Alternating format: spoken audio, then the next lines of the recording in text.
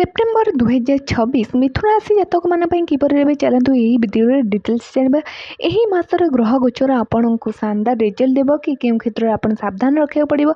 तो यही मासरे भद्र राजयोग और बुधादित्य राजयोगर प्रभाव मध्य रहिबो। यही समय आपन को ग्रह गोचर स्थिति अनुसार अचानक धन लाभ हो पारिबो जेउंठी आपन भाभी भी नथिबे। तो कैरियर रे उन्नतिर जोग रोचे वही किंतु कामर प्रेशर आपन को अत्यधिक रही पारे। आपन व्यस्त बहुलतार यही मासटी काटिबे। तो विस्तृत चलतु जाणीदेवा आपणकर यही मास किपर जीव। तो कैरियर व्यवसाय देखा तो कामर भारी दबाव आपण मानक ऊपर कामर प्रेशर रहिबो कारण शनि स्थिति कारण आपन को परिश्रम अधिक करने को पड़ो। तो यही मासर उत्तरार्धरे सूर्य राशि परिवर्तन बुध प्रभाव कार्य क्षेत्र में आपन मान सम्मान और तरक्कीर जोग आनीदेव।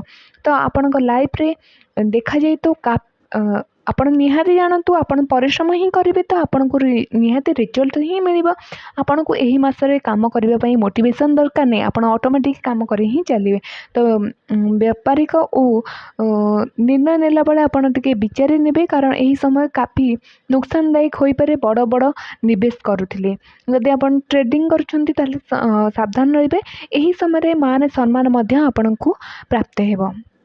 तो धनर स्थिति देखीदेबा तो सेप्टेम्बर आरंभ में ग्रहर चाल अचानक आपन को धन लाभ दे पारे। संपत्ति से जुड़े मामला रे फायदा मध्य दे पारिबो।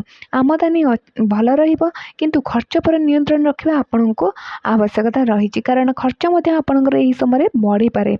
तो पारिवारिक जीवन और लव लाइफ मध्य काफी भल रहिबो। पारिवारिक जीवन रे सामान्य रहिबो, अत्यधिक भल नहीं कि अत्यधिक कलह भली समस्या मध्य नहीं किंतु बाणी रे मधुरता आपणकर यही समय अचानक हराई पारे और अचानक कटवा मध्य रही पारे। जीवन साथी सहित प्रेम प्रसंग रे मध्य आकर्षण बढ़िबा और तालमेल ठीक रहिबा। हालांकि यही समय आपण जहाँ भी कहउछंती आपन शब्द प्रति ध्यान रखंतु।